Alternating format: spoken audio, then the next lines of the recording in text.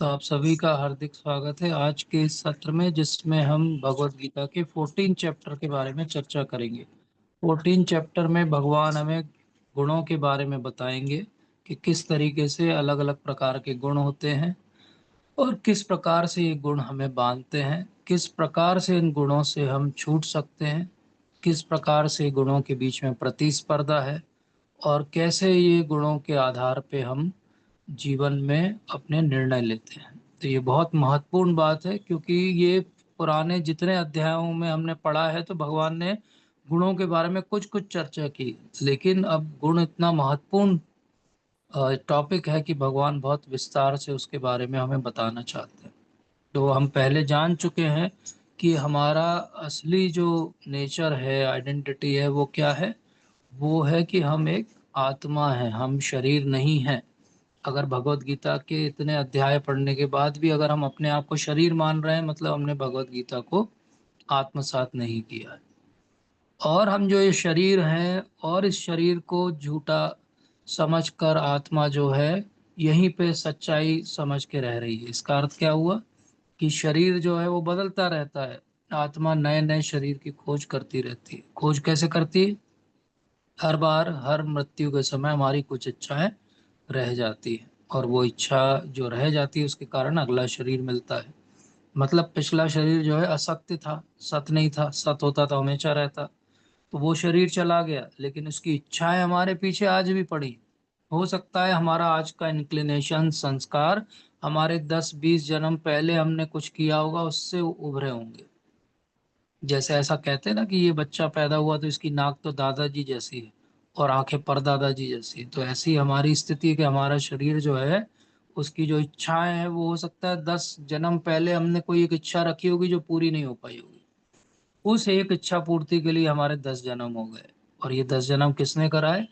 तो वो शरीर जिसके साथ मिस आइडेंटिफाई कर रही थी आत्मा, वो इन 3 गुणों के अधीन था और 3 गुणों के अधीन रह के वो कठपुतली बन के नाचता रहा। तो 13वें अध्याय में अंत अंत में भगवान ने कहा था कि पुरुष प्रकृतिस्थो ही भुंक्ते प्रकृतिर जान गुण कारणम गुण संगस्य सद असद योनि जन्मसु। तो सद और असद, अच्छी खराब योनियों में जन्म जो हो रहा है, ट्रांस माइग्रेशन जो हो रहा है, वो क्यों हो रहा है? बोले व्यक्ति जो है प्रकृति में रह रहा है और प्रकृति के गुणों के आधार पे, क्योंकि वो भोक्ता बनना चाहता है, इसलिए सद असद योनि में जन्म ले रहा है। हमने जो सबने सुना है कि अहंकार विमूढ़ आत्मा कर्ता हम इति मन्यते। तो क्या हो गया? ये आत्मा जो करता है वो विमूढ़ हो गया। उसने शरीर के साथ अपना संबंध जान लिया और उसके कारण अहंकार विमूढ़ आत्मा कर्ता हम इति मन्यते। और इसलिए क्या कर रहा है वो? एक प्रकृति ने एक सिस्टम बनाया है, उस सिस्टम के अंदर वो अपनी इच्छा पूर्ति के भरसक प्रयास कर रहा है। इसका एक उदाहरण है, उससे समझते हैं कि मान लीजिए आप एक मूवी देखने के लिए मूवी थिएटर में जाते हैं, तो क्या होता है वहां पे मूवी थिएटर में? जैसे आप टिकट लेते हैं, उसके बाद अंदर पहुंचते हैं मूवी थिएटर में, अपनी डेजिग्नेटेड सीट पे जाके बैठ जाते हैं और लाइट डिम हो जाती है। उसके बाद पर्दे पे बस रोशनी है और बहुत सारा जो है वो म्यूजिक है, साउंड है, इमोशन है, ड्रामा है, रोमांस है, सब कुछ है, लेकिन पर्दे पे है। आपके साथ कुछ नहीं हो रहा है। आप बैठ के उस पर्दे को देख रहे हो बस। और देखते देखते क्या होता है, एक रील दो रील के बाद आपको लगने लगता है, अरे ये तो विलन है, इसको तो मार देना चाहिए। अरे ये तो हीरो है, ये तो मेरे जैसा। अरे ये हीरोइन है, ये अगर मुझे मिल जाए। ये क्या हो रहा है? और फिर वो हीरो हीरोइन मिले तो आप बड़े खुश हो जाते हो, आपको कुछ नहीं मिला है, आपकी जेब से तो पैसा चला गया है, लेकिन आप बड़े खुश हो जाते थे कोई हीरो हीरोइन मिल गए। फिर वो विलेन आता है, वो हीरो हीरोइन को अलग अलग कर देता है, तो आप रोने लगते हो, अरे क्या होगा, मेरे साथ भी ऐसा ही हुआ, मुझे भी छोड़ के चली गई मेरी हीरोइन। तो ये क्या हो रहा है? मिस आइडेंटिफिकेशन हो रहा है। आपको कोई लेना देना नहीं भाई, आप अपना पॉपकॉर्न खाओ। लेकिन क्या हो रहा है? जैसे ही लाइट डिम हुई और वो म्यूजिक चला और इमोशन आए, तो आपको लगने लगा बस ये तो मेरी जीवन की कहानी बताई जा रही पर्दे पे। तो ये जो है सद असद योनि जन्मसु, ये इसीलिए हो रहा है, ये मिस आइडेंटिफिकेशन।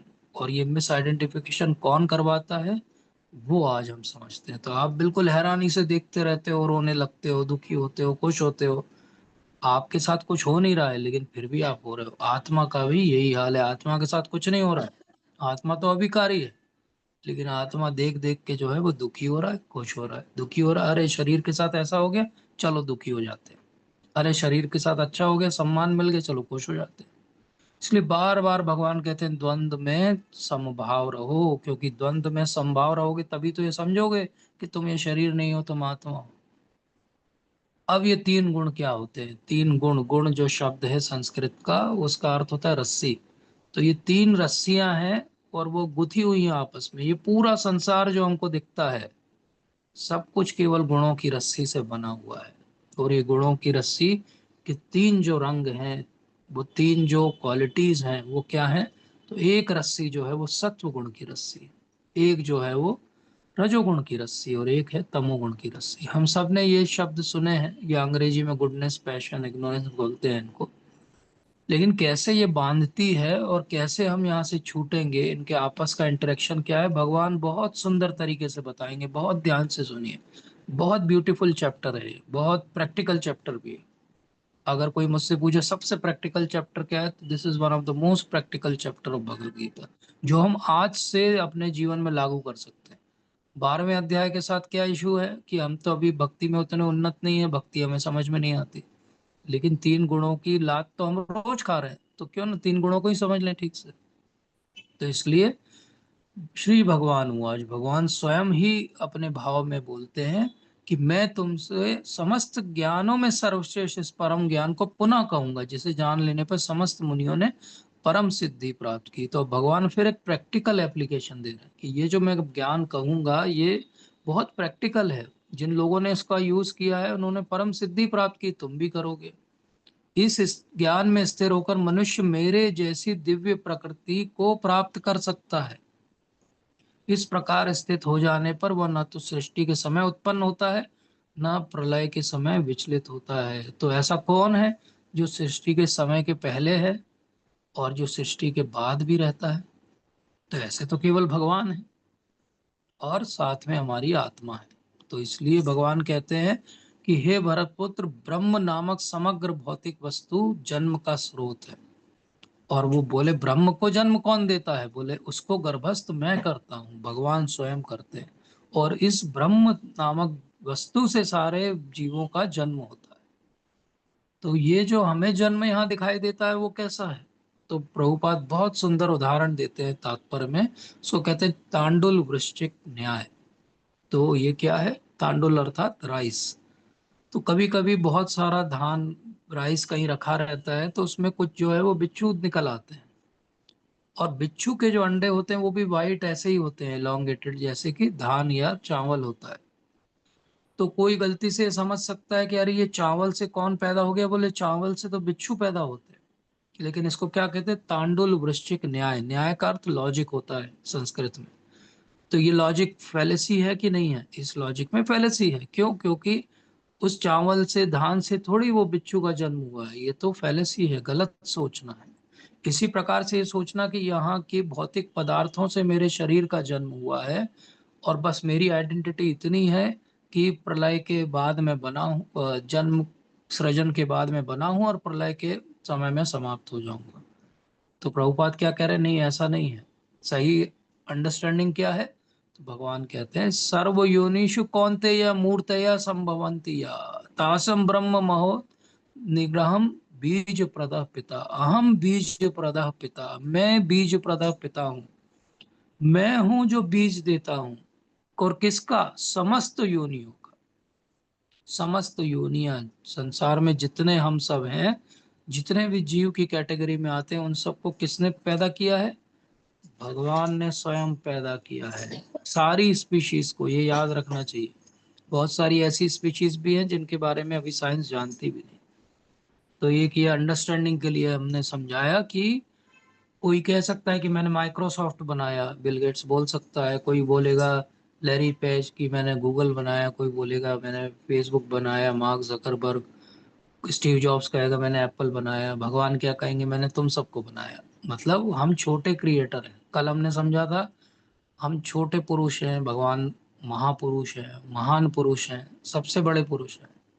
ऐसे ही हम भी छोटे छोटे छोटे क्रिएटर है। कोई कहेगा मैंने अस्पताल बनाया, कोई कहेगा मैंने बिजनेस बनाया, कोई कहेगा मैंने घर बनाया।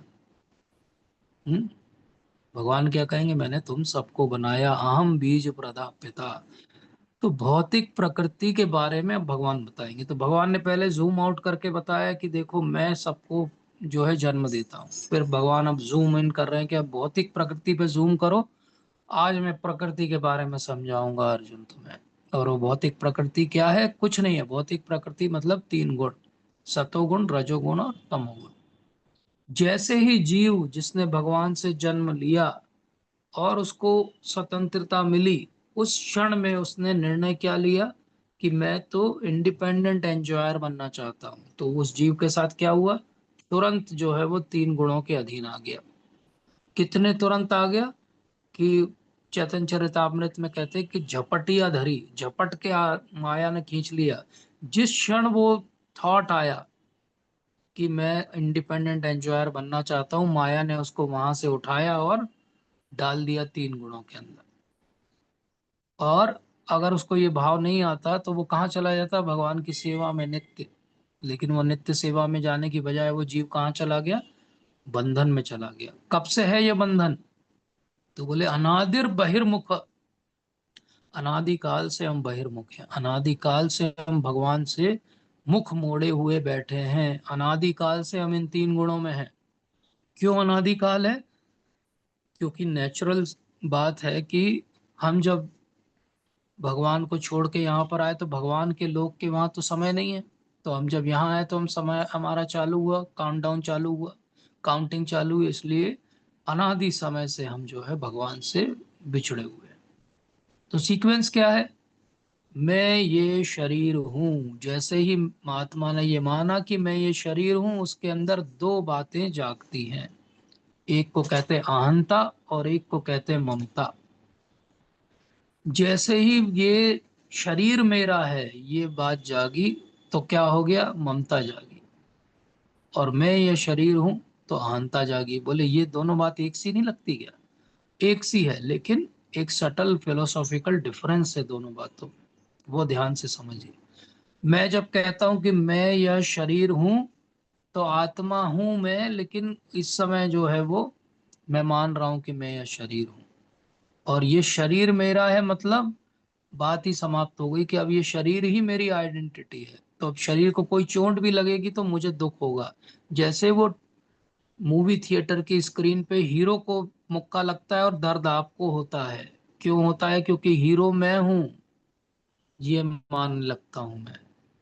तो जैसे ही शरीर नश्वर है, जातस्य ही ध्रुव मृत्यु, एक दिन शरीर डिटोरेट होता है, बूढ़ा होता है, मर जाता है व्यक्ति। मरने की कगार पे तो हमेशा खड़ा हुआ व्यक्ति है। जब मरने की कगार पे व्यक्ति खड़ा हुआ है तो हमेशा उसको ये दुख होता है कि शरीर एक दिन मुझे छोड़ना पड़ेगा। तो ये तो किराए का घर हो गया, एक दिन छोड़ना पड़ेगा। तो किराए के घर में रहने वालों को हमेशा ये एंग्जाइटी रहती है कि मकान मालिक कब बोल दे कि छोड़ दीजिए, कहीं और देख लीजिए। तो वही स्थिति आत्मा की। इसलिए आत्मा हमेशा दुखी रहती है। फिर उसको लगता है ये जो समय मिला इस समय में मैक्सिमम एंजॉयमेंट कर ले। तो ये अहंता और ममता जो है हमें डाल देती है उठा के तीन गुणों के अधीन। तीन गुण मतलब ये धरती, ये संसार जो हमें दिखता है। तो इसलिए जापान में बहुत फेमस एक अंडरस्टैंडिंग है कि हर व्यक्ति के तीन चेहरे होते हैं। पहला चेहरा वो होता है जो आप संसार को दिखाते हो। दूसरा चेहरा आपके बहुत क्लोज फैमिली मेंबर्स जानते हैं बस कि कैसा है असली में ये व्यक्ति। और तीसरा चेहरा वो है जो हमने किसी को भी नहीं दिखाया है। असली कौन हो आप, ये क्यों समझना जरूरी है कि मैं ये शरीर हूं, मैं ये आत्मा हूं, मैं ये मन हूं, मैं बुद्धि हूं, मैं अपना अहंकार हूं, कि मैं इसके परे कुछ और हूं। मैं शाश्वत हूं कि मैं नश्वर हूं? मैं कौन हूं? मैं वो हूं जो संसार को दिखाता हूं कि मैं हूं, या मैं वो हूं जो समाज और मेरे क्लोज फैमिली मेंबर्स जानते हैं कि मैं कौन हूं? या वो तीसरा हूं मैं, जब मैं दर्पण में अपना चेहरा देखता हूं तो मुझे पता है कि मेरे अंदर क्या चल रहा है, मैं कितना निकृष्ट जीव हूं, मैं कौन हूं। ये आइडेंटिटी कहाँ से खो गई? क्योंकि जैसे ही अहंता और ममता आई, मैं कौन हूं ये भूल गया। अब ये तीन रस्सियों की कैटेगरी के बारे में भगवान समझाएंगे। बहुत ब्यूटीफुल डिस्क्रिप्शन है। भगवान सबसे पहले सत्व गुण के बारे में बताते, बोले सत्व गुण जो है वो कैसा है, शुद्ध है, बोले निर्मल है, प्रकाश है उसके अंदर, मतलब कि पॉजिटिविटी है, और सारे पापों से मुक्त करने वाला है। जो इसमें स्थित हो जाता है वो भी बंधता है, लेकिन क्योंकि रस्सी तो रस्सी है, बांधेगी, अच्छी रस्सी है, लेकिन बांधती किससे है? सत्वगुणी व्यक्ति जो है सुख और ज्ञान के भाव से बंध जाता है। तो आपने देखा होगा सत्वगुणी व्यक्ति होते हैं, पूजा पाठ भी करते हैं, थोड़ा बहुत जो है दान धर्म भी करते हैं, लेकिन उनको क्या बंधा हुआ है उनके मन में? हम तो सुखी हैं, हमें तो पर्याप्त ज्ञान है। अगर उनको आप अप्रोच करो, कहो आप थोड़ा सा गीता के 18 दिन वाले क्लास अटेंड करेंगे क्या, तो वो क्या कहते हैं? नहीं नहीं, हम तो जितना समय है कर रहे हैं, बहुत अच्छी भक्ति कर रहे हैं, देखो अभी हमने 10 रुपए दान दिए भगवान को, तो हम सुखी हैं, इसलिए हमें और जानने की आवश्यकता नहीं है। तो सत्वगुण क्या करता है? एक इनर्शिया ले आता है, जो है अच्छा है, चॉइसेस लिमिटेड कर देता है, जितना हम कर सकते हैं उतना कर रहे हैं, ये भाव आ जाता है, इस भाव से व्यक्ति बंधा रहता है। तो सत्व गुण लेकिन फिर भी बाकी गुणों से ज्यादा अच्छा है, क्योंकि एटलीस्ट वहाँ थिंकिंग फीलिंग विलिंग क्या है, वो अच्छी डिजायर्स की है, कम से कम डिजायर तो प्यूरिफाइड है वहाँ। इससे नीचे होता है रजोगुणी व्यक्ति, उसमें असीम आकांक्षाएं होती हैं, तृष्णाएं होती हैं, इसलिए वो सकाम कर्मों से बन जाता है, क्योंकि इच्छाओं तृष्णाओं के कारण क्या करता है वो? बहुत विविध तरह के कर्म करता है, और हर कर्म से वो बंधता जाता है, हर बार कर्म उसको बांधते जाते हैं, वो अटकता जाता है, फंसता जाता है, और फिर रियलाइज करता है कि ये क्या कर लिया मैंने अपने साथ। तो असीम आकांक्षाएं होती हैं, बहुत सारे लोगों की होती हैं, जैसे कोई बिजनेसमैन हो, बहुत सारा लोन ले लेता है 10 जगह से, ये बिल्डिंग बनाएंगे, ये फैक्ट्री बनाएंगे, ये बिजनेस बनाएंगे, फिर वो लोन भर नहीं पाता है। तो चाहे वो एक समय जो है भारत का तीसरा सबसे धनी व्यक्ति हो, आज जो है उसका लुकआउट सर्कुलर जारी हो जाता है, क्योंकि उसके साथ प्रॉब्लम क्या है? उसके साथ प्रॉब्लम ये है कि अब वो जो कर रहा है, अब उसको भरना पड़ता है, जो लोन उसने लिए थे वो भर नहीं पा रहा है, लॉस हो गया है उसको, तो वो और कर्मों में बनता जा रहा है, जेल जाने की नौबत आ जाती है। क्यों होता है ऐसा? क्योंकि असीम आकांक्षाएं तृष्णाएं थी। तो ये रजोगुण क्या करता है? व्यक्ति को एक जगह बैठने नहीं देता है। आपने देखा होगा रजोगुणी व्यक्ति कैसे होते हैं? रजोगुणी व्यक्ति होते हैं, ये भी कर लें, वो भी कर लें, ये भी पालें, वो भी पालें, यहाँ भी हमारा नाम आ जाए, वहां भी हमारी प्रसिद्धि हो जाए, ये हमने बनाया है, ये हमारे द्वारा किया गया है, यहाँ लिख लो हमारा नाम, वहां बोल दो हमारा नाम, ये सब रजोगुणी लोग हैं। रजोगुणी व्यक्तियों को लगता है कि बस हम ही काम कर रहे हैं इसलिए संसार चल रहा है, लेकिन असलियत में ऐसा नहीं है। और तीसरे लोग होते हैं तमोगुणी व्यक्ति। तमोगुणी व्यक्ति क्या होते हैं? मोह में पड़े हुए हैं, इनको कुछ समझ में ही नहीं आता है, ये पागलपन आलस नींद में कहीं पड़े रहते हैं, उठने की इनकी इच्छा नहीं होती, ज्ञान की बात करना तो बहुत दूर की बात है, क्योंकि अंधकार का घोर जो है वो अज्ञान है इनके अंदर। ऐसे लोगों को ढूंढना है तो कहाँ जाना पड़ेगा? कोई भी शराब खाने चले जाइए, कोई भी हॉस्टल में रिपीटर्स के पास चले जाइए, जिनको सुबह उठ के पूछना पड़ता है कि आज मंडे है कि ट्यूसडे है।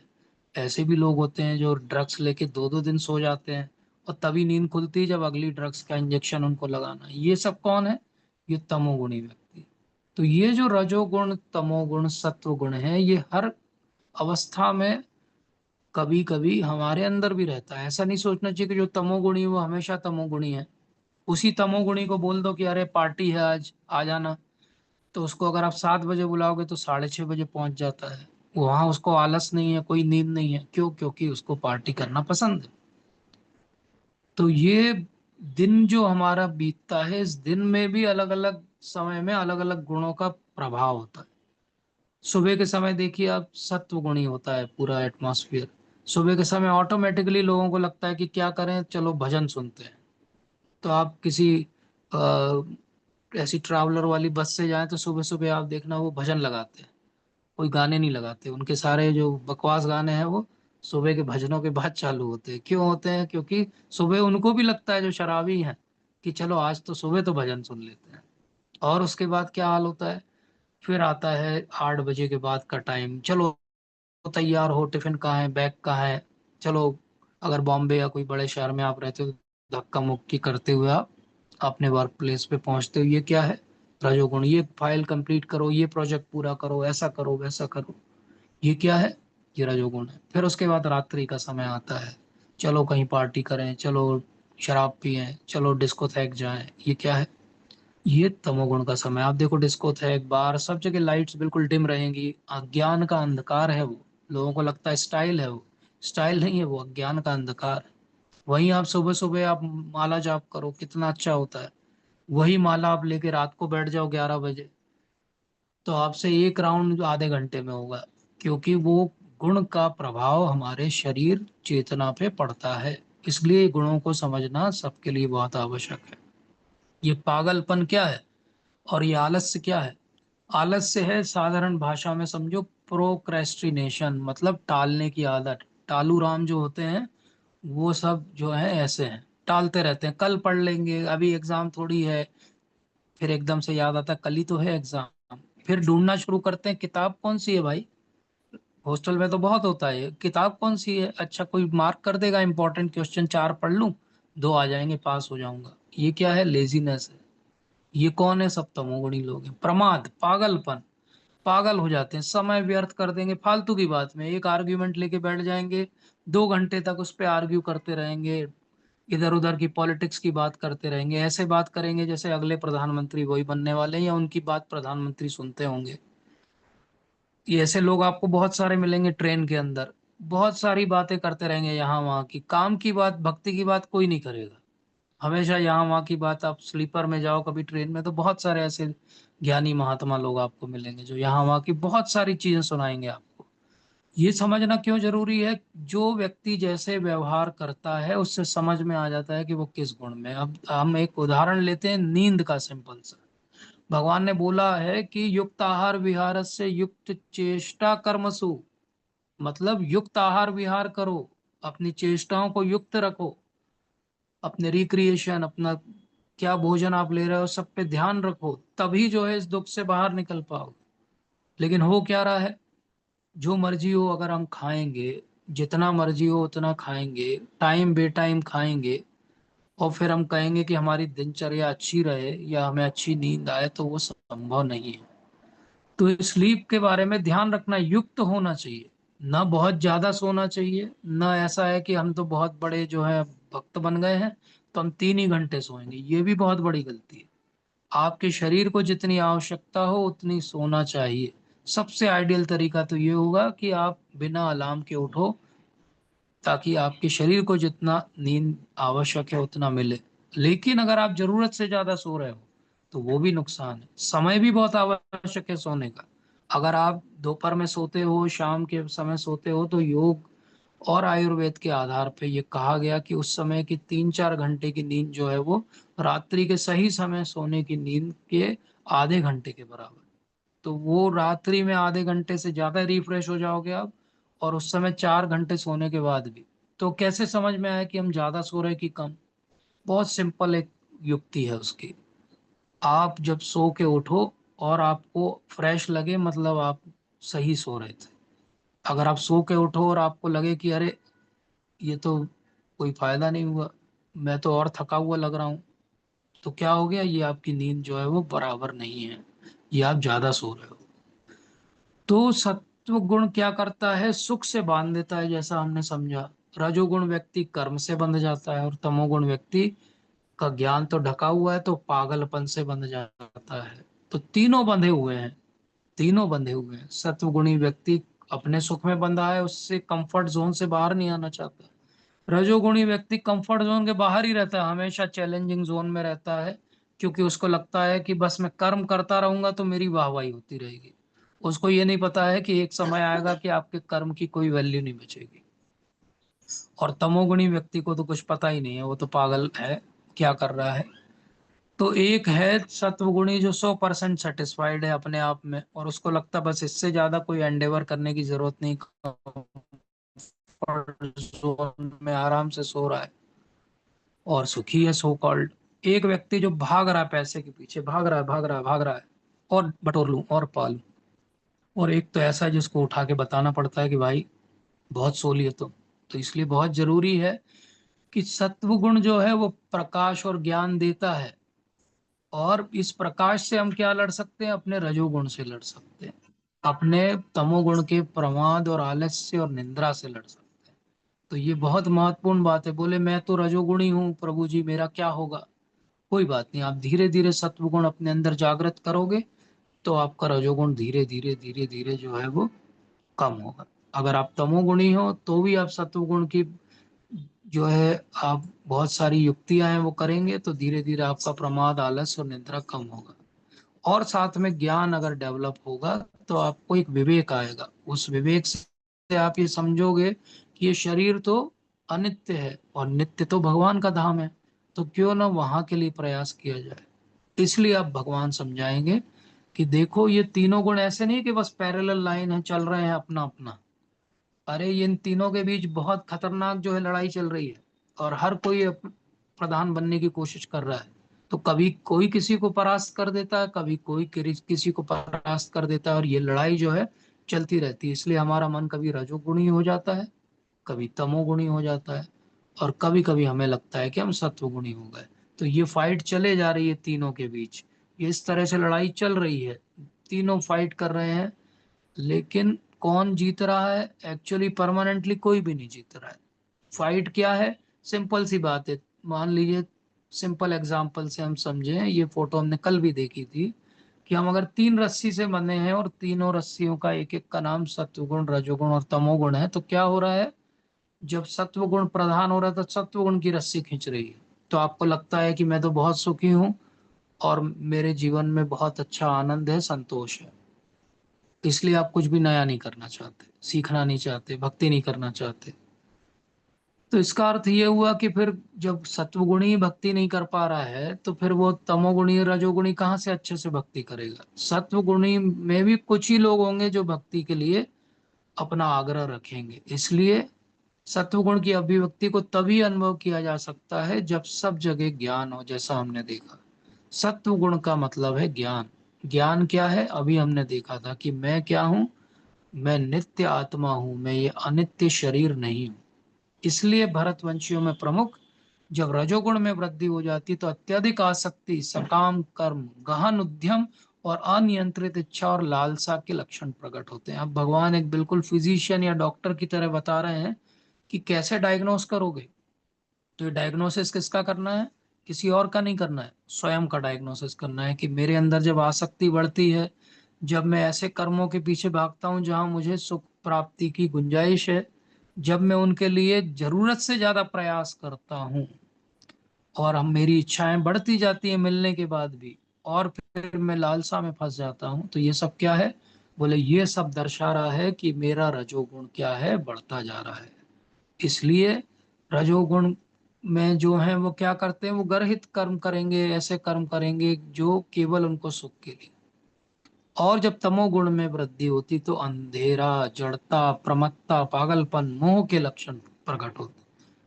तो उधर लालसा हो रही है और इधर मोह हो रहा है। लालसा भी अच्छी नहीं है और मोह भी अच्छा नहीं है। जब अब इन तीनों का फाइनल आउटकम क्या होगा? बोले मैक्सिमम प्रीडोमिनेंटली कोई सत्व गुण में रहा जीवन में और मर गया तो क्या होगा? बोले वो ऋषियों के उच्चतर लोकों में जा सकता है। और बोले बाकी लोगों का क्या होगा? बोले बाकी लोग भी यहीं कहीं फंसे रह जाएंगे। जब रजोगुण में कोई मरेगा तो वो क्या होगा? सकाम कर्मी था वो, तो सकाम कर्मियों के बच अगला उसका जन्म होगा।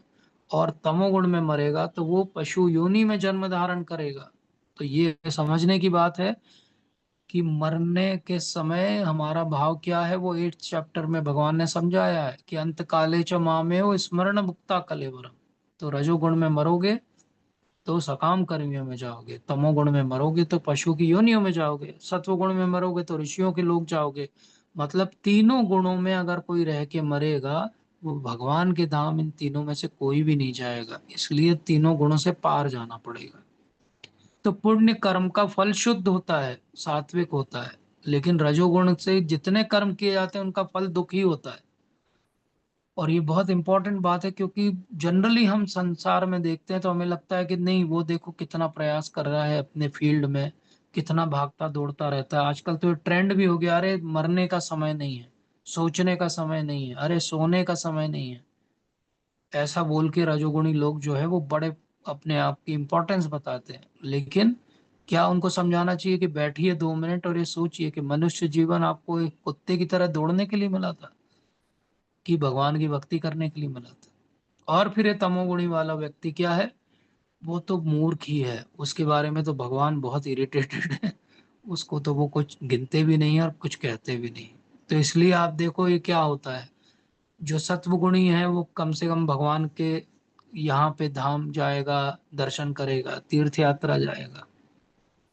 जो कर्मी आदमी वो क्या करेगा, वो जहां भी रहेगा तो उसको उससे बड़ा कुछ दिखेगा, झोपड़ी में रहेगा तो उसको बिल्डिंग दिखेगी तो वो बोलेगा बिल्डिंग में रहूंगा मैं, बिल्डिंग में पहुंच जाएगा तो फिर उसको दिखेगा बंगले में रहूंगा मैं। तो वो यही करता रहेगा।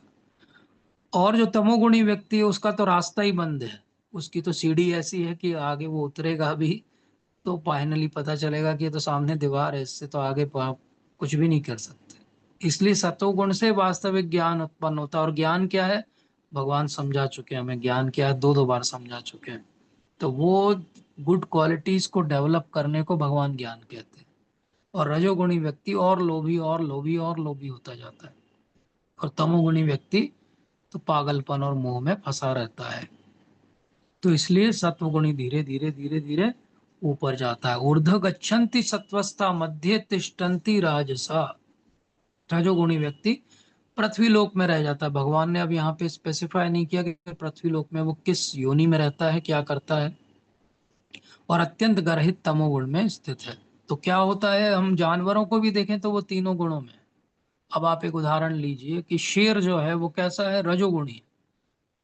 वो अपना शिकार खुद करता है, राजा समझता है वो अपने आप को। तो वो कौन है, वो रजोगुणी। वहीं पे एक सियार को देखो, लोमड़ी को देखो, ये सब क्या है, वो शेर के पीछे पीछे चलते रहते हैं। बोले जब शेर खा पी के फिनिश कर देगा तो जो बचा खुचा रहेगा उस पे हम जिएंगे। वो कभी भी अपना शिकार खुद नहीं कर रहा है। तो ये क्या है, ये सब तमोगुणी जानवर है।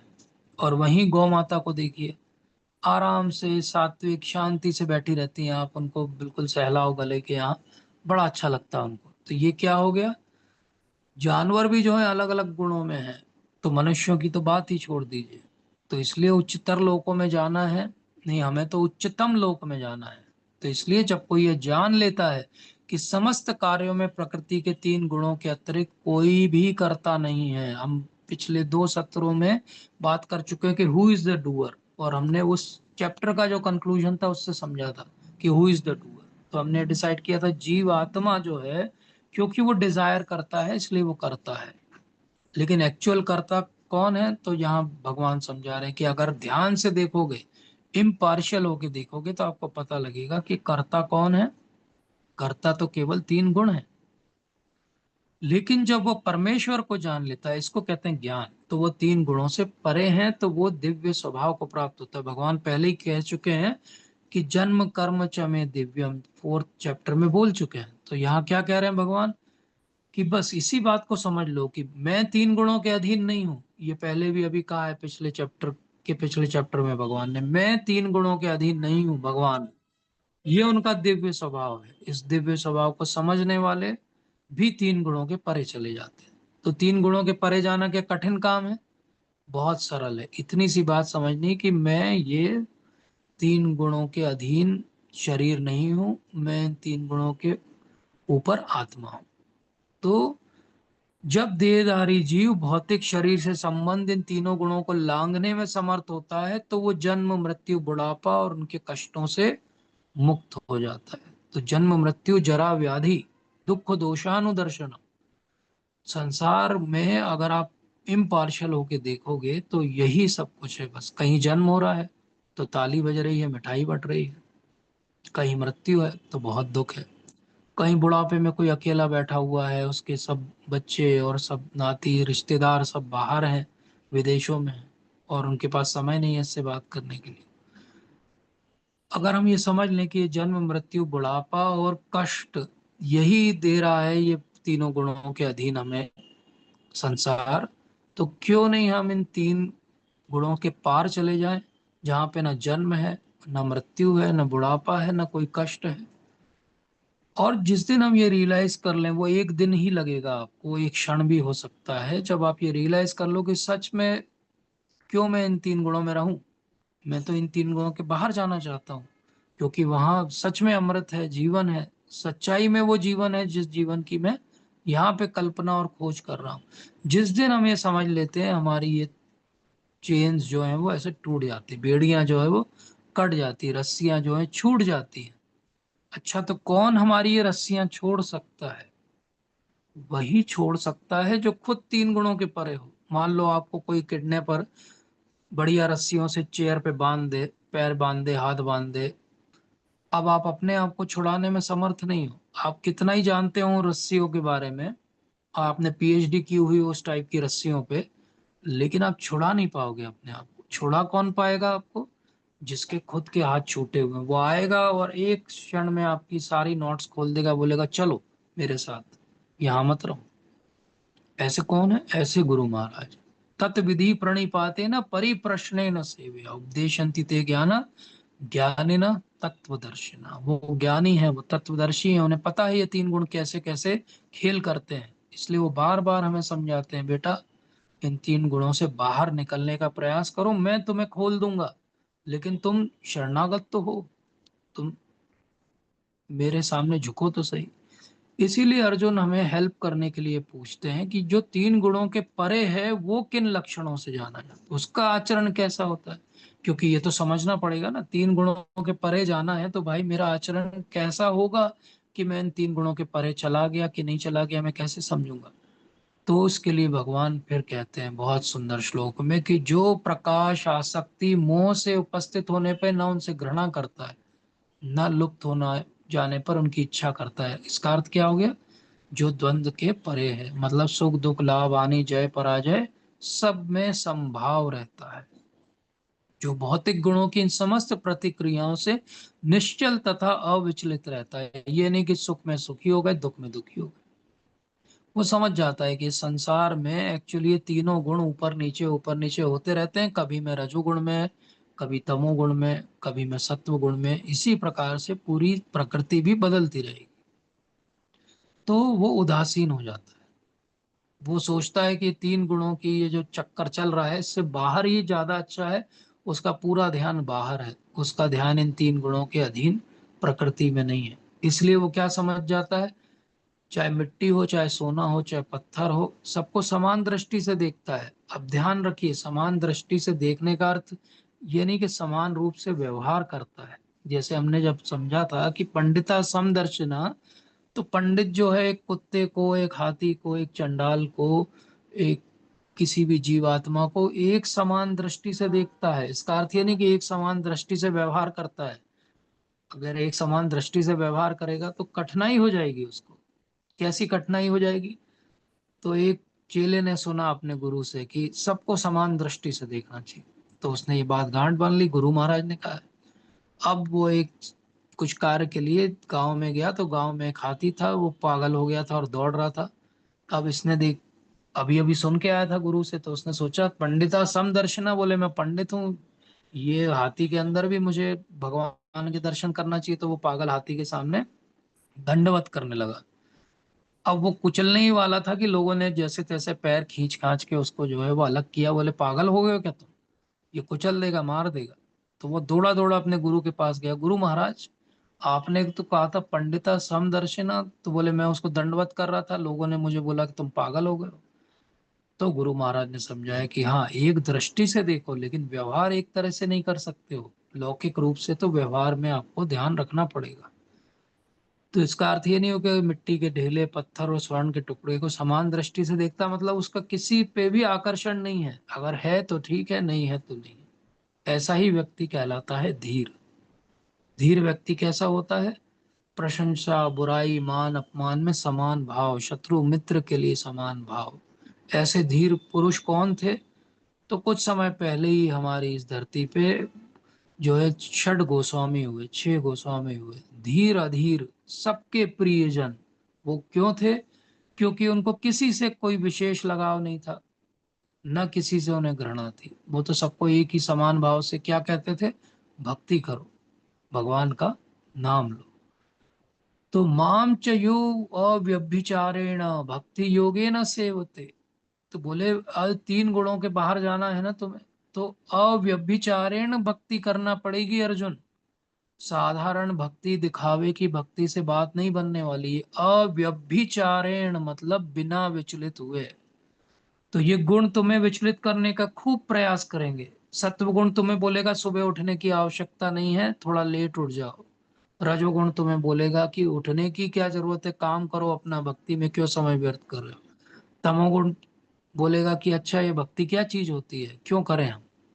लेकिन भगवान क्या कह रहे हैं, इन तीनों गुणों से बाहर निकलना है तो अव्यभिचारेण भक्ति करो।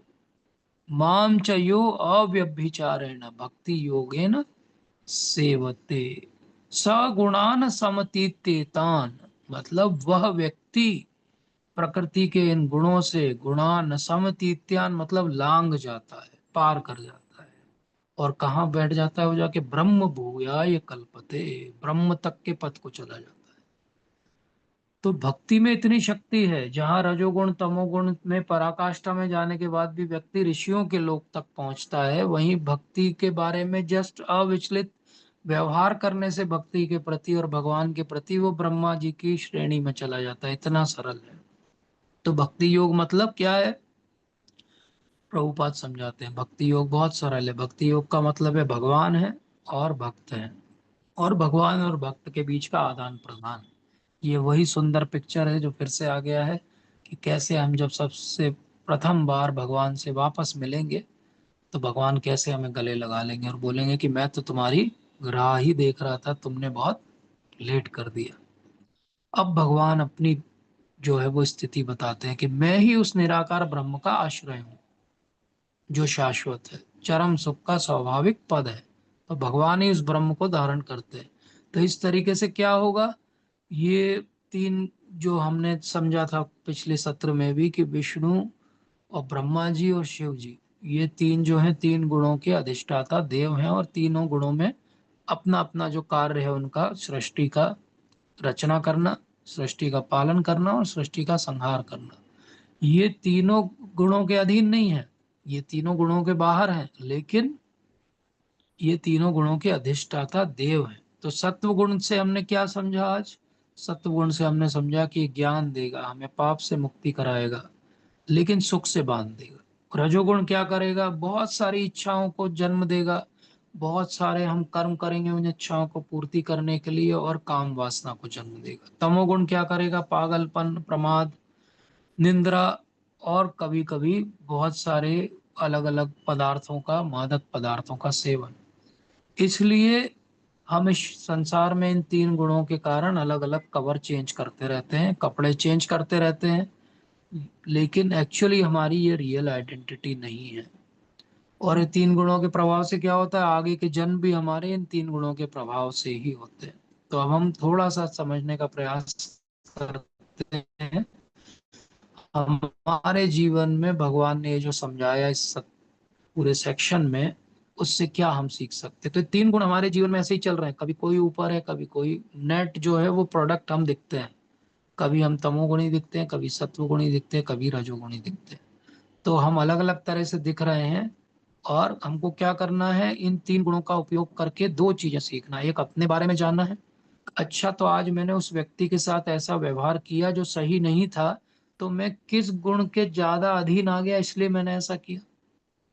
आज मैंने अगर किसी के लिए अच्छा किया, शास्त्र का अध्ययन किया, भक्ति का प्रचार किया, तो वो कैसे हुआ, मैं किस गुण में था कि वो कर पाया मैं। और दूसरा, हमारे अंदर एक डिसिप्लिन आना चाहिए कि मैं कम से कम तमोगुण से ऊपर उठना चाहता हूं, इतना हमें समझना चाहिए। तो शॉर्ट टर्म में हमारे लिए रोजमर्रा के जीवन में मोड्स क्यों इंपॉर्टेंट है, मोड्स मतलब गुण क्यों इंपॉर्टेंट है, क्योंकि मोड्स ही हमारे मूड को सेट करते हैं। आज हमारा मूड खराब है, आज मेरा मूड सोने का बहुत हो रहा है, आज मेरा मूड खाने का बहुत है, आज मैं किसी के प्रति बहुत ज्यादा आकर्षित हूँ, आज मैं कुछ और नहीं करना चाहता हूँ, ये सब शब्द क्या है, ये सब शब्द आपके मूड के नहीं है, आपके मोड के हैं।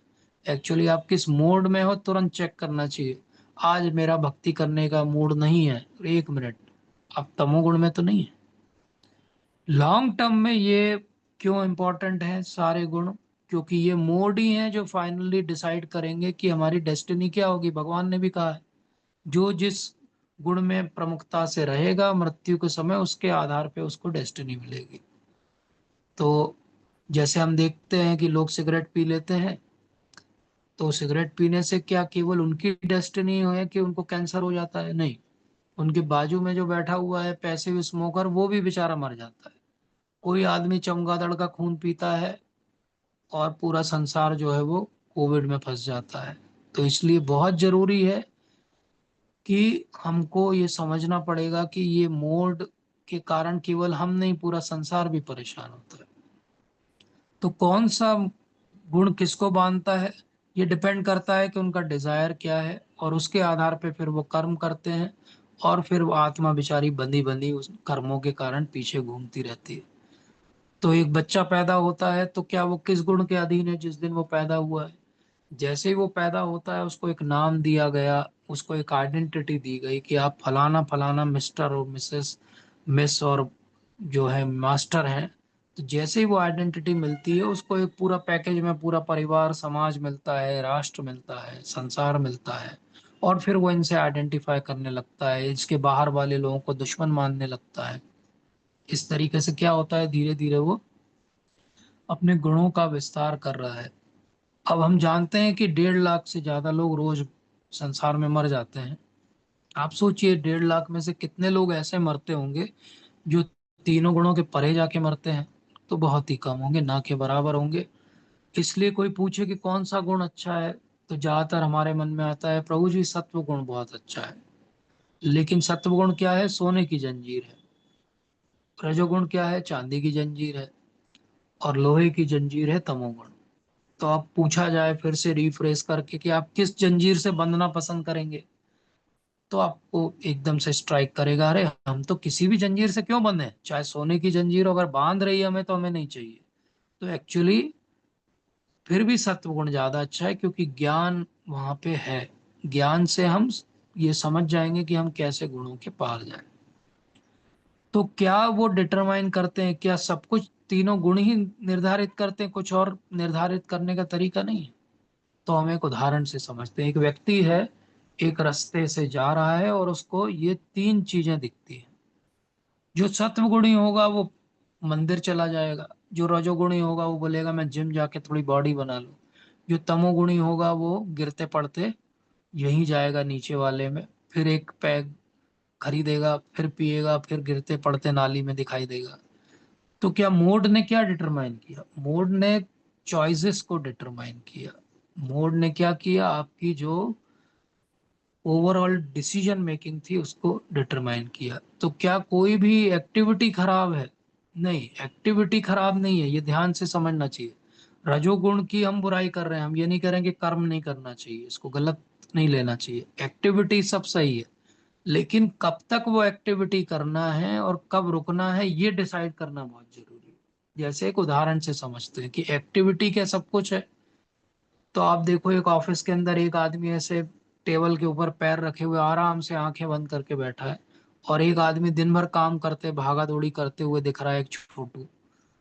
और अब आप बोलोगे कि अरे ये तो दिन भर काम कर रहा है, इसकी सैलरी ज्यादा होना चाहिए, ये तो चेयर पे बैठा है, इसकी सैलरी कम होना चाहिए। लेकिन वो हो सकता है उस कंपनी का ऑनर हो सकता है कि मेन डिसीजन मेकर हो, सीईओ हो, वो कहीं नए प्रोजेक्ट के बारे में कुछ बड़ी प्लानिंग कर रहा हो जिस पे बहुत सारे लोगों का जीवन यापन निर्भर करेगा, इसलिए उसकी सैलरी ज्यादा है। तो एक्टिविटी खराब है क्या? एक्टिविटी इटसेल्फ डजंट डिटरमाइन कि क्या अच्छा है क्या खराब है। उस एक्टिविटी के पीछे आपकी मंशा क्या है वो डिसाइड करेगा। एक्टिविटी से ज्यादा इंपॉर्टेंट क्या है? प्रोडक्टिविटी। इसलिए हम एक्टिविटी के पीछे नहीं है, हम ये फॉल्स सेंस ऑफ जो हमारी आइडेंटिटी है, अहंकार है, हम इसके पीछे हैं कि इससे बाहर निकलो। अहंकारी मत बनो कि मैं ही कर्म कर रहा हूँ। आगे भगवान समझाएंगे कि 5 चीजें जो कर्म को डिटरमाइन करती हैं, वो आगे के अध्याय में आएगा। तो हाउ टू ओवरकम मोड्स, कैसे हम इन 3 गुणों से बाहर निकलें? प्रैक्टिकल बात क्या है? तो प्रैक्टिकल बात यह है कि ये समझना पड़ेगा कि हमको अगर तीनों गुणों से बाहर निकलना है तो उसका कोई एक ऐसा रास्ता नहीं है कि जैसे कोई पहले एक प्रकार की शराब पीता हो जिसमें अल्कोहल का परसेंटेज ज्यादा हो, और फिर वो कहे कि अब मैं सत्व गुणी बनूंगा तो मैं कम अल्कोहल कंटेंट वाली शराब पीऊंगा, इससे बात नहीं बनेगी। उसको क्या करना पड़ेगा, अल्कोहल को छोड़ना पड़ेगा। तो केवल एक्टिविटी एक्टिविटी से मोड नहीं छूटने वाले हैं, केवल सोचने सोचने से मोड नहीं छूटने वाले। मोड कब छूटेंगे, जब हम ये सेल्फ हेल्प की बुक पढ़ेंगे। तो क्या हमें तीन गुणों से बाहर निकल जाएंगे? नहीं, ये सेल्फ हेल्प की बुक क्या सिखाती है हमको, तीन गुणों में एंजॉय करना सिखाती है। हमें तो ऊपर वही खींच पाएगा जो पहले से ऊपर है, हमारी रस्सी वही खोल पाएगा जो पहले से जिसकी रस्सी खुली हुई है। हमें वही ऊंचाई तक ले जाएगा जो खुद ऊंचाई पर है। तो इसलिए शुरुआत कहाँ से करें, शुरुआत में ये समझें कि मैं ज्यादातर किस गुण के अधीन रहता हूँ। ये अपना एनालिसिस आज हमें करना चाहिए। मैं किस गुण में ज्यादा रहता हूँ, क्या मैं सोता ज्यादा हूँ, मैं आलस से ज्यादा करता हूँ, मैं टालू प्रवृत्ति का हूँ, कि मैं बहुत कर्मठ हूँ, भागता रहता हूँ लेकिन आखिरी में रिजल्ट कुछ नहीं मिलता। क्या मैं अपनी स्थिति में बस संतुष्ट एक जगह पड़ा रहता हूँ। और फिर उसके बाद अपने जीवन में ऐसी कुछ एक्टिविटी जोड़े जो सत्व गुणी हो, जो शुद्ध सत्व के स्तर पे हो। उसको क्या क्या कर सकते हैं, कम से कम इतना निर्णय लें कि जो तमोगुणी पदार्थ है उनका सेवन नहीं करेंगे, अर्थात हम कोई इंटॉक्सिकेशन नहीं लेंगे, कोई जो है वो मांसाहार नहीं करेंगे। हम कम से कम इतना निर्णय करें सत्व गुण के लिए कि रोज भगवत गीता का एक श्लोक पढ़ेंगे। जब संभव होगा तो लोगों को हम 10 तरह की गिफ्ट देने की बजाय भगवत गीता जो है वो गिफ्ट में देंगे। जब संभव होगा तो हम कुछ भगवान की विग्रहों की, गुरु महाराज की, भक्तों की सेवा में कुछ अपना प्रयास एंडेवर करेंगे। भगवान के लिए प्रसाद बनाएंगे, उनको ऑफर करेंगे और उसको ग्रहण करेंगे। इस तरह जीवन में हम क्या कर रहे हैं, धीरे धीरे उन स्थितियों में जब हम कुछ और भी खाते रहते थे अब हम केवल प्रसाद खा रहे हैं। उन स्थितियों में जब हम फ्रस्ट्रेट होते रहते थे बैठ के, अब हम भगवत गीता का श्लोक पढ़ रहे हैं। उन स्थितियों में जहाँ हम यहाँ वहाँ का कुछ भी गिफ्ट देते रहते थे, अब हम लोगों को भी सत्व गुण में ला रहे हैं। इसलिए भगवान ने क्या बोला कि माम च यो अव्यभिचारेण भक्ति योगेन सेवते, बोले भक्ति योग की सेवा करके ही तीन गुणों से बाहर निकल सकते। भक्ति योग की सेवा कलयुग में कैसे होगी, बोले कलयुग में भक्ति योग का सबसे सरल उपाय है, कलिर दोष निधे राजन अस्ति एक महान गुण। कलयुग में बहुत सारे दोष हैं लेकिन एक बहुत महान गुण है। क्या है वो गुण, बोले कीर्तनादेव कृष्ण से मुक्त संग परम व्रजेत। ये भागवत की बात। तो भागवत क्या कह रही है कि कलयुग में बहुत सारे दोष होंगे लेकिन एक महान गुण है। और वो परीक्षित को कहते, राजन वो गुण क्या है, बोले भगवान कृष्ण के कीर्तन बस से मुक्त हो सकते हो आप इन तीन गुणों की रस्सियों से। तो भगवान कृष्ण का कीर्तन, हरे कृष्ण कृष्ण कृष्ण हरे हरे, हरे राम राम राम हरे हरे। इस तरह से कीर्तन करके हम यहाँ से मुक्त हो सकते हैं। इसके लिए कोई प्रयास एक्स्ट्रा करने की जरूरत नहीं। तो इसलिए सत्व गुण में तो कम से कम इन पद्धतियों से हम आ जाएंगे। लेकिन सत्व भी दो तरह का होता है, एक मलिन सत्व होता है टेक्निकली, और एक सच में शुद्ध सत्व होता है। मलिन सत्व कैसा है, उसका उदाहरण ऐसे समझिए कि जो सोना है, गोल्ड है, तो वो भी अलग अलग कैरेट का होता है। तो मान लें कि 24 कैरेट का सोना जो है सबसे शुद्ध सोना है, तो वो शुद्ध सत्व है उदाहरण के लिए। और मलिन सत्व क्या है, उससे कम परसेंटेज वाला सोना जो भी है वो मलिन सत्व है। तो वो विशुद्ध सत्व वो केवल भगवान के लोक में है। हमको धीरे धीरे इस मलिन सत्व से उठते उठते फाइनली विशुद्ध सत्व में जाना है। तो इस तरह क्या होगा कि रजोगुण, तमोगुण और उसके बाद सत्व गुण की सबसे बड़ी पराकाष्ठा। तो तीन गुणों को या तो रस्सी की तरह समझ ले, या पिछले सत्र में हमने बताया था कि तीन प्राइमरी कलर की तरह समझ ले, जिससे पूरा संसार जो है वो हमें कलरफुल दिखता है। इसलिए क्या करना है, क्या हम एक क्षण में तीन गुणों से बाहर हो सकते हैं? नहीं, लेकिन हम मैक्सिमम समय सत्व गुण में अवस्थित रहें, ये जरूर कर सकते हैं। तो कम से कम इतना प्रयास हमको करना चाहिए, इस कंफर्ट जोन से बाहर आने का, जहां जहां जिस जिस गुण में हमारी आदत पड़ गई है। ये बहुत जरूरी है। अगर भगवत गीता पढ़ने के बाद हमारी दिनचर्या में साधारण बदलाव भी नहीं किए हमने, कि वही हम रात देर तक जागते रहे, वही सुबह देर तक सोते रहे, और भगवत गीता की एक युक्ताहार विहारस्य को भी अपने जीवन में जगह नहीं दी, तो भगवत गीता सुनने पढ़ने का और इतना सब समय देने का कोई भी लाभ हमें नहीं मिला। तो फाइनली क्या होगा, कंफर्ट जोन के बाहर ही सक्सेस है हर जगह, भौतिक जीवन में भी आध्यात्मिक जीवन में भी। कंफर्ट जोन से बाहर निकलने का अर्थ क्या है, टेंशन लेना नहीं है। कंफर्ट जोन से बाहर निकलने का अर्थ है कि अब मैंने इतना कर लिया, मैं 16 माला कर लेता हूँ, मैं भगवत गीता पढ़ रहा हूँ, अब मैं क्या करूँ, मैं एक स्टेप आगे जाऊं, अब मैं भागवत पढ़ूंगा। बोले मैंने भागवत पढ़ लिया, अब मैं क्या करूँ, चैतन्य चरितामृत पढ़ूंगा। बोले उसके बाद क्या करूँ, तो और 108 से ज्यादा पुस्तकें हैं हमारे आचार्यों की, उनको पढ़ें, पढ़ने की कोई कमी नहीं। तो अंत में मेरा इतना सिंपल सा ही आपको आग्रह है कि ये निर्णय ले लीजिए कि कैसे नाचना है आपको। या तो 3 गुणों की कठपुतली बन के नाचते रहिए जैसे हजारों जीवन से नाच रहे हैं, या भगवान के नाम पे नाचिए। भगवान के नाम पे नाचेंगे तो यहाँ से छूट जाएंगे, और कठपुतली की तरह नाचेंगे तो और बनते जाएंगे। अगली बार ये कठपुतली आदमी की नहीं होके किसी जानवर की कठपुतली होगी। उसके कुछ समय बाद ये कठपुतली नरक में किसी खोलते हुए तेल में तली हुई जा रही होगी। फिर उसके बाद एक कठपुतली जो है वो कहीं उल्टी लटकी होगी हजारों साल तक। तो हमको निर्णय करना है कि डांस तो करना पड़ेगा और कठपुतली तो बनना पड़ेगा। भगवान की बनना है कि किसी और की बनना है, ये निर्णय हमें करना है। तो आज का सत्र हम अभी के लिए यहीं पे विराम देते हैं। क्या कोई प्रश्न है किसी का, कुछ कहना चाहते हैं कोई?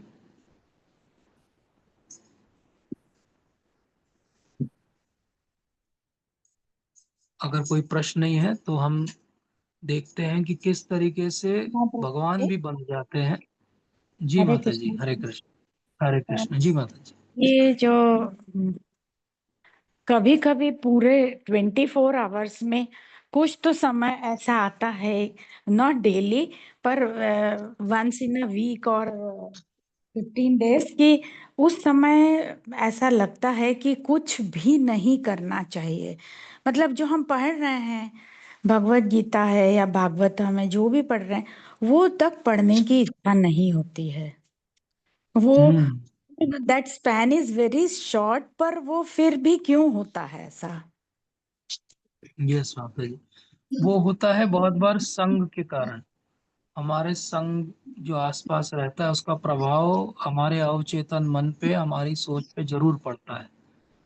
और वो हम जाने अनजाने, क्योंकि हम वर्किंग हैं तो हमें सबसे डील करना है, तो इसलिए वो संग जो है वो हमें इन्फ्लुएंस करता है।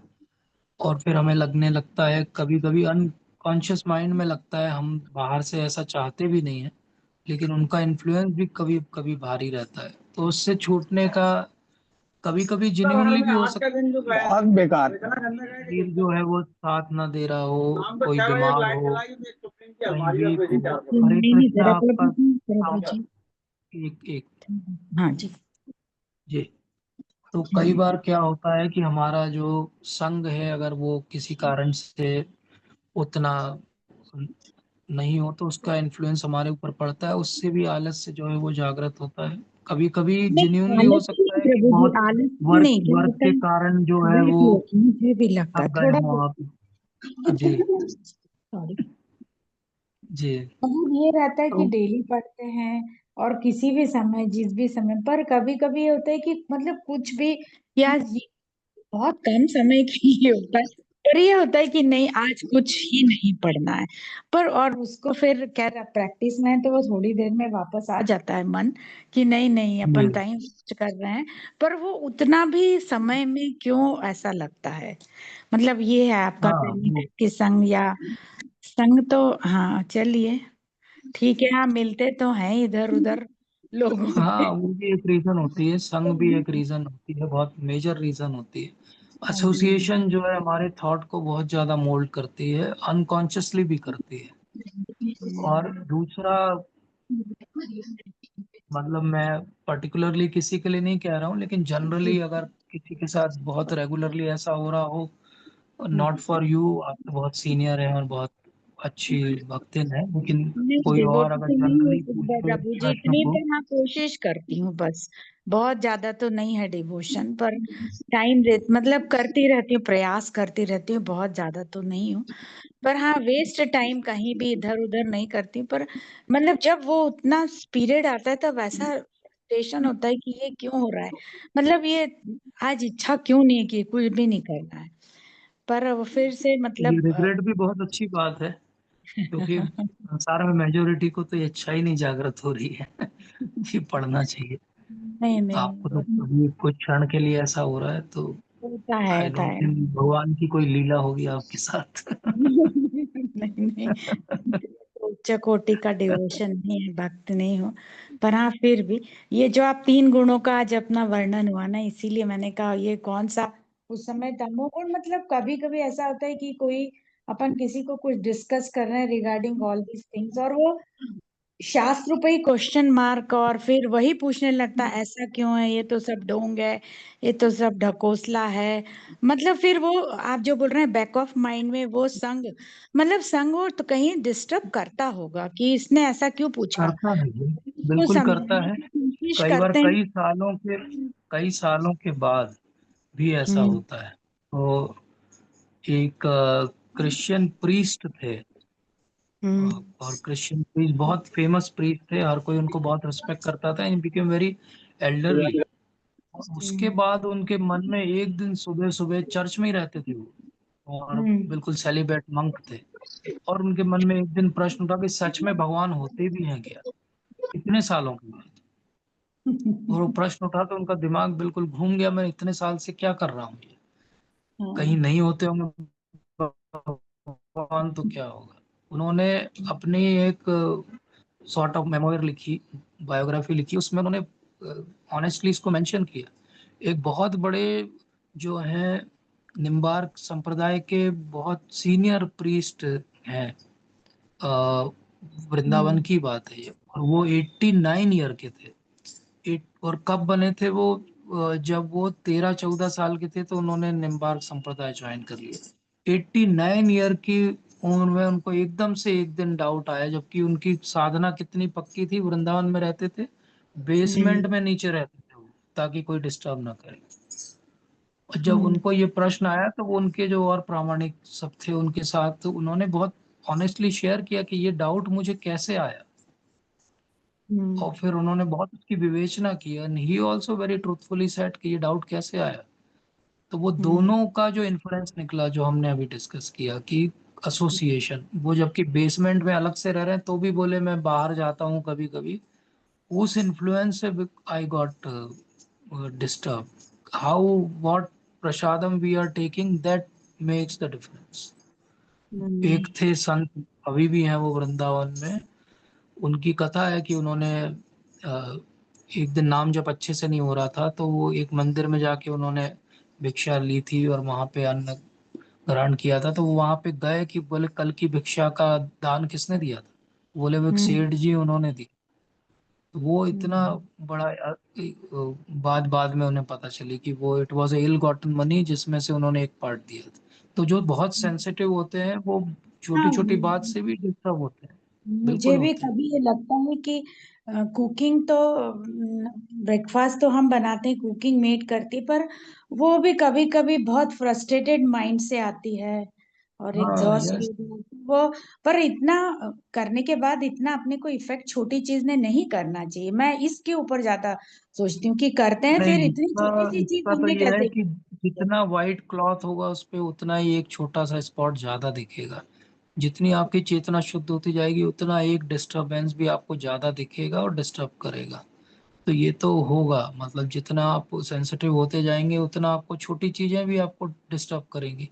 जितना आप इनसेंसिटिव रहेंगे बड़ी बड़ी चीजें आपके जीवन में घटित हो जाएंगी, लेकिन आपको असर नहीं पड़ेगा। तो ये तो उल्टा होगा, जितना हम भक्ति में आगे बढ़ेंगे उतना हमें इन सब बातों का और ध्यान रखना पड़ेगा। इसलिए ये जो चार हम रेगुलेटिव प्रिंसिपल्स की बात करते हैं, जो नियामक सिद्धांत हैं कि भाई आप कोई भी नशा मत करो, आप कोई भी अवैध स्त्री संग पुरुष संग मत करो, आप जो है किसी भी प्रकार से मांसाहार मत करो, तो ये सब क्यों है, ये धर्म के पिलर्स हैं इसलिए हम ये बता रहे हैं। लेकिन ये धर्म के पिलर की जो सटलिटी है वो बहुत गहरी है। बात केवल वही नहीं रुक जाती कि आप मांसाहार मत करो। हम्म मांसाहार तो बहुत ग्रॉस बात होगी।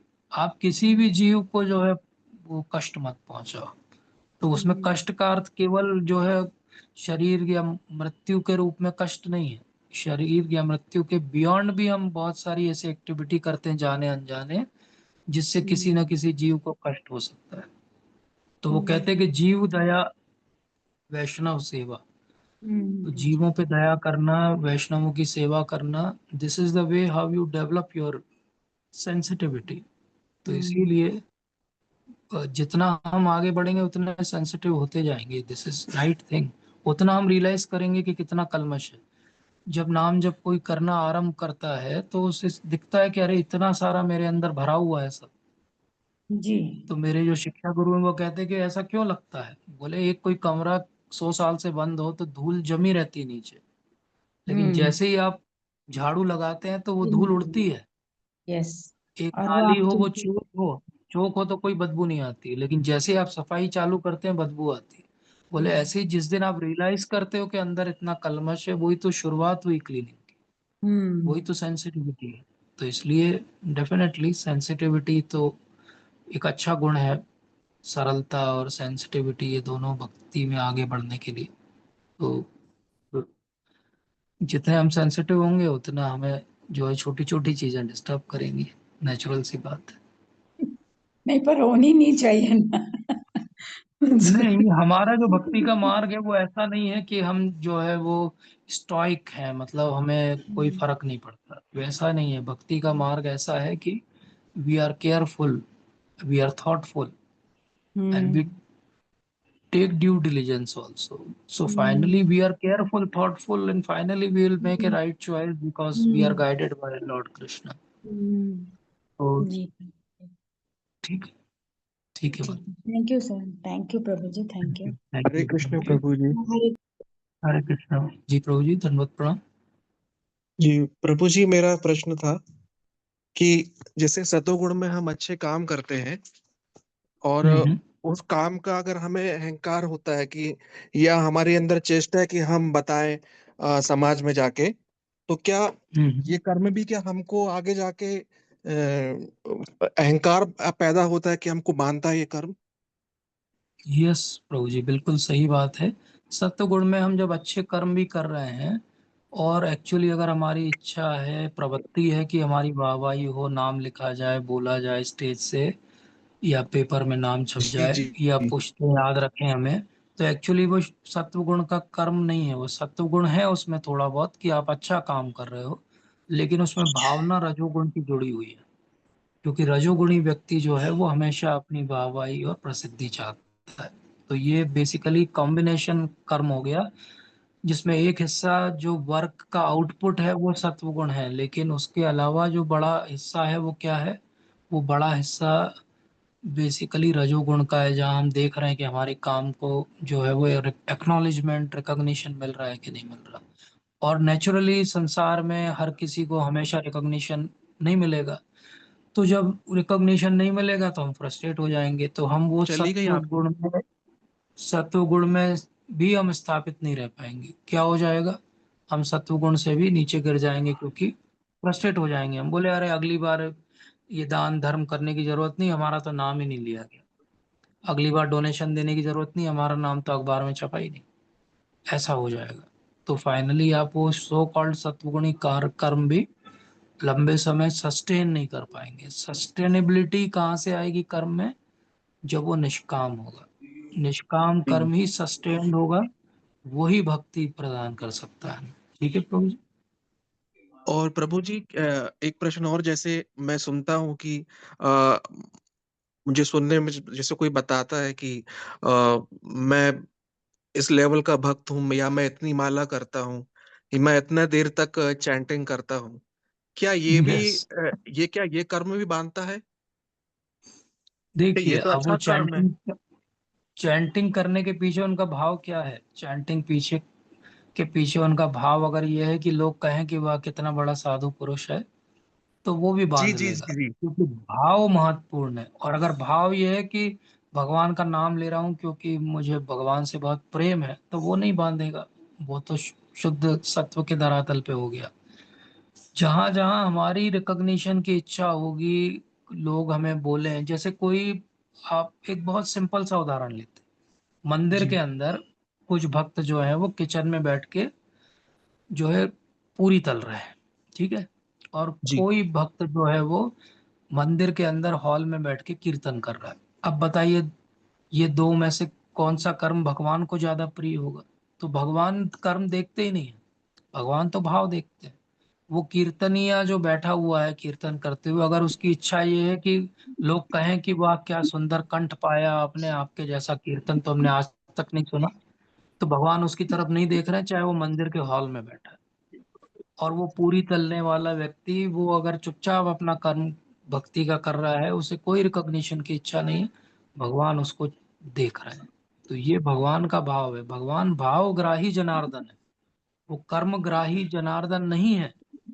कर्म आप कुछ भी कर लो, कर्म आप स्टेज पे चले जाओ, कर्म आप मेरे जैसे भगवत गीता बोलने लगो, लेकिन मेरा भाव अगर सही नहीं है तो भगवान उस भगवत गीता के प्रचार को भी ग्रहण नहीं करेंगे। वो कहेंगे कि तुम तो बोले अपना देखते थे, तुम तो अपनी प्रसिद्धि के लिए कर रहे थे, तुम तो अपने फॉलोवर तलाश रहे थे, तुमने कहाँ लोगों को भगवान से जोड़ा या प्रभुपाद से जोड़ा। ठीक है ना? तो इसलिए ये हमेशा स्पष्ट रखना चाहिए कि भाव हमारा सही जगह रहे। तो कोई भी व्यक्ति हो, हम किसी को जज ना करें कभी भी कि वो कैसे हैं। इन सब प्रिंसिपल्स को अपने जीवन में लगाएं स्वयं के लिए, कि मेरा भाव सही रहे, मैं जब भी कर्म करूं तो उसमें मेरी प्योरिटी रहे। ठीक है प्रभु जी? दंडवत प्रणाम। धन्यवाद, थैंक यू। हरे हरे कृष्णा प्रभु जी, दंडवत दंडवत प्रणाम। हरे कृष्णा प्रभु जी। यस प्रभु जी, धन्यवाद प्रणाम। कभी कभी ऐसा होता है कि हम कोई काम करते हैं या फिर हम कुछ कर ही रहे होते हैं, तो हमको रिकॉग्निशन की थोड़ी मन में इच्छा होती है, यस। लेकिन मन में इच्छा आती है कि अरे मुझे जाने, या ऐसा मन में यश वश की इच्छा रहती है, लेकिन अगले ही पल हम थोड़ा सा मतलब राइट डिसीजन लेते हैं, राइट टर्न लेते हैं, बुद्धि के अनुसार वो सोचते नहीं ये तो इसमें तो अहंकार आएगा, ये तो गलत है। हम्म। तो तो बहुत अच्छी बात है। प्रभु जी जैसे मन में आया लेकिन हमने बुद्धि से उसको संभाला, तो यस। तब हम रजोगुण में ही रहेंगे। नहीं नहीं, नहीं रहेंगे। खासकर कलयुग में भगवान ने कहा है कि सोचने पे कोई भी कर्म का बंधन नहीं लगेगा, करने पे लगेगा। इसलिए सोचने तक हमें कोई भी बंधन नहीं लगेगा, इसलिए रिलैक्स रहिए। सोच को आप सुधार लेते हैं तो कोई भी बंधन नहीं है, वो जो है वो शुद्धता आ गई उसके अंदर। बाकी जो युग थे उसमें सोचने पर भी बंधन था, तो कोई मन में सोच भी लेता था तो उससे कर्म का बंधन लगता था। लेकिन कलयुग में हमें भगवान ने स्पेशल प्रिविलेज दिया, इसलिए रिलैक्स रहिए। जब तक आप फाइनल डिसीजन लेते हो तब तक भी, अगर आप ये फाइनली डिसाइड कर लेते हो, मान लो एक सिंपल उदाहरण लेते हैं, लोग मंदिर में पंखा देते हैं तो उसमें नाम लिखा लेते हैं पंखुड़ियों पे पंखे की, कि सो एंड सो के द्वारा दान दिया गया इनकी स्मृति में। अब आप पंखा खरीद लाए, आपने सोचा था ऐसे ही मैं अपना नाम लिखा के टंगवाऊंगा, और फिर लिखवाते लिखवाते आपके मन में आया नहीं नहीं ये तो अहंकार की बात हो जाएगी, भगवान और भक्तों की सेवा के लिए लिखवाने की क्या जरूरत है, छोड़ देते हैं उसको। फिर आपने नहीं लिखवाया और पंखा आप ऐसे ही दान करके आ गए मंदिर में, तो आप पे कोई कर्म नहीं लगा, क्योंकि आपने फाइनली अपने आप को रेक्टिफाई कर लिया। तो इसलिए रेक्टिफिकेशन का बहुत स्कोप कलयुग में भगवान देते हैं। तो वो क्या हो गया, वो आपका सत्वगुणी कर्म हो गया अंत में जाके। चाहे आपकी शुरुआत थॉट की ऐसे हुई थी कि मैं अपने रिकॉग्निशन के लिए करूँ, मान लीजिए कोई अपने रिकॉग्निशन के लिए स्कूल खोले और फिर उसको लगे नहीं ये तो शिक्षा का कार्य तो समाज की बेहतरी के लिए है, अच्छे सिटीजन बनेंगे इससे, और आप अपना भाव वहां से हटा लो अपनी प्रसिद्धि का, तो बस सब सही हो जाएगा। अब कर्म करते हुए नेचुरली थोड़ी प्रसिद्धि मिलेगी, नेचुरल सी बात है, वो सिस्टम ही ऐसा बना है पूरे समाज का। उस प्रसिद्धि को आपको पचाना आना चाहिए। तो पहला तो प्रसिद्धि की इच्छा नहीं होना चाहिए, लेकिन फिर भी प्रसिद्धि नेचुरली बाय प्रोडक्ट के रूप में कर्म करते हुए मिलेगी, क्योंकि आप कर रहे हो एंडेवर, तो लोग रिकॉग्नाइज तो करेंगे कि ये करते हैं भाई। वो जो प्रसिद्धि मिलेगी जो बाय प्रोडक्ट के रूप में, उसको पचाना आना चाहिए। ये समझ में आना चाहिए कि ये मेरी नहीं है, मेरे गुरु महाराज की है, मेरी गुरु परंपरा की है, मेरे भगवान की है, उन्होंने मेरे हाथ से करा दिया।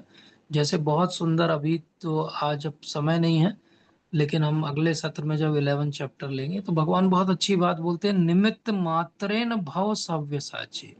सव्यसाची अर्जुन, तुम निमित्त मात्र बन जाओ, बस मेरे, तुम एक इंस्ट्रूमेंट बन जाओ। तो बस हम ये समझ लें जीवन में कि मैं तो इंस्ट्रूमेंट हूँ। अब बताइए कोई सर्जन बहुत बड़ी सर्जरी कर दे एक इंस्ट्रूमेंट से, तो क्या इंस्ट्रूमेंट फूल के कुप्पा हो जाता है? क्या इंस्ट्रूमेंट अपना फोटो खिंचा लेता है? क्या इंस्ट्रूमेंट पेपर में दे देता है कि इंस्ट्रूमेंट से सर्जरी हुई? नहीं। निमित्त मात्रेण भव सव्यसाची, बोले तुम केवल इंस्ट्रूमेंट हो, तुम इंस्ट्रूमेंट निमित्त मान के अपना कर्म अच्छे करते जाओ, उसका अहंकार मत करो, उसके साथ जो रिकॉग्निशन आए उसके पीछे भी मत भागो, और मिल जाए तो उस पे बहुत अटैच भी मत रहो। अगला कर्म करो और अच्छा, ये मत सोचो कि ये रिकॉग्निशन मिल गई इस पे मैं पूरा जीवन यापन कर लूंगा, और हो सकता है अगला कर्म इससे अच्छा करो और तुम्हें कोई रिकॉग्नाइज ना करे, तो भी अच्छा कर्म करते रहो। यही भगवान का भाव है। भगवान से जुड़ो, प्रसिद्धि से मत जुड़ो। ठीक है प्रभु जी। जी प्रभु जी, हरे कृष्ण, धन्यवाद। हरे कृष्ण प्रभु जी, थैंक यू। तो ये जो 3 गुणों की बात है बहुत गहन बात है। कई बार मैं बैठ के सोचता हूँ कि 3 के ऊपर चौथा गुण ढूंढ सकते हैं क्या, तो मुझे तो आज तक नहीं मिला। आपके लिए भी होमवर्क है, सबके लिए ढूंढिए चौथा गुण हो सकता है क्या संसार में। और ये भी सोचिए कि मैं मैक्सिमम अपने जीवन काल में आज तक और नॉर्मली किस गुण में ज्यादा रहता हूँ, और फिर सोचिए मैं सत्व गुण में रहने के लिए क्या क्या प्रयास कर सकता हूँ, कैसे मैं मैक्सिमम समय सत्व गुण में रह के अपने इस मनुष्य जीवन की पराकाष्ठा को प्राप्त कर सकता हूँ। तो आप सबका बहुत बहुत धन्यवाद। थैंक यू सो प्रभु मच। जी, प्रभु जी हमें कुछ जी, पूछना था। पूछे यस प्रभु माता जी? जी, जी बोलिए प्रभु जी, माता एज यूजुअल आपका लेक्चर आज का भी बहुत अच्छा था, और आपने जो अभी अभी बोला, और हम लोग ने ये, हमारा कहने का मतलब ये था कि अभी तक जो भक्ति का ज्ञान आपने दिया है वो आप, जो हम लोग को मिला है वो सब आपसे ही मिला है, और आपने ही हम लोग को भगवान से जोड़ा है। उसके लिए हम लोग शिल आपका हमेशा प्रभुपाद की कृतज्ञ जय। ये रहेंगे। शिल प्रभुपाद का ज्ञान है, और कोई भी भगवत गीता पढ़ के इस ज्ञान को और अच्छे तरीके से अर्जित कर सकता है। मेरी कोई भी इसमें लेश मात्र 1% भी कोई योगदान नहीं है। मैं केवल रिपीट कर रहा हूँ, या एक पोस्टमैन की जैसे आपको डिलीवर कर रहा हूँ। ये ज्ञान आप सबको मिल रहा है आपकी सुकृतियों के कारण, गुरु महाराज की और भगवान की आप पर कृपा है उसके कारण। मैं केवल एक इंस्ट्रूमेंट हूँ, तो इसलिए कृपा करके इसके अलावा कुछ आपका पूछिए। बड़ा धन्यवाद, और हम लोग आपको ही हमेशा अपना पहला गुरु आपको ही मानते हैं। और प्रभु जी, आज के चैप्टर से कनेक्टेड एक सवाल था कि भक्ति को जी माँ। व्यभिचारिणी क्यों बोला गया है? हाँ, अव्यभिचारिणी, यस। बहुत व्यभिचार। अच्छा प्रश्न है, बहुत डीप प्रश्न है, बहुत इंटरेस्टिंग भी है। आज तो मैं थोड़ा शॉर्ट में उसका उत्तर दूंगा। जी, मुझे जहाँ तक याद आ रहा है, मैंने इस श्लोक पे एक बार पूरा पहले एक भी बोला है, घंटे हाँ। का लिया था सेशन, तब हमने और विस्तार से समझा था। लेकिन बहुत अच्छी बात है और सबके लिए महत्वपूर्ण है, इसलिए मैं थोड़ा सा बोलूंगा, समय भी हो गया। तो भगवान जब बोलते हैं कि माम चयो अव्यभिचारेण भक्ति योगेन सेवते, तो अब इसको थोड़ा सा ग्रॉसली मैं समझाऊंगा, इसको कोई भी माइंड ना करे क्योंकि वो शब्द ऐसा है। व्यभिचारी व्यक्ति कौन होता है? व्यभिचारी व्यक्ति वो होता है जो एक किसी के लिए जो है वो समर्पित नहीं होता है, जिसके मल्टीपल पार्टनर्स होते हैं या मल्टीपल अफेयर्स होते हैं, आज की भाषा में बोले उसको बोलते हैं व्यभिचारी। व्यभिचारिणी या व्यभिचारी, पुरुष होगा तो व्यभिचारी, स्त्री होगी तो व्यभिचारिणी। तो मतलब क्या है, वो एक किसी के लिए जो है समर्पित नहीं है। भगवान ने कैवल्य भक्ति के लिए या अनन्य भक्ति के लिए अलग अलग समय पे भगवत गीता में अलग अलग शब्दों को उपयोग किया। उसमें से एक शब्द जो है अव्यभिचारिणी है। अब व्यभिचार जब व्यक्ति करता है तो किस स्तर पे करता है? वो मन के स्तर पे करता है। हमेशा व्यभिचार किस स्तर पे होता है? मन के स्तर पे होता है, बुद्धि के स्तर पे नहीं होता है। बुद्धि के स्तर पे भगवान ने क्या समझाया था? बहुशाखाय, भगवान ने सेकंड चैप्टर में बोला था कि जो व्यक्ति स्थित प्रज्ञ नहीं है उसकी बुद्धि कैसी है? बहुशाखाय है, मल्टी ब्रांच्ड इंटेलिजेंस है। और मल्टी ब्रांच इंटेलिजेंस व्यवसायत्मिका बुद्धि नहीं हो सकती। तो ज्ञानी जब अपनी तरफ से गलती करता है तो वो क्या करता है? वो ज्ञानी हो जाता है लेकिन मल्टी ब्रांच्ड होता है, मतलब उसका कोई कंक्लूजन नहीं निकला ज्ञान का।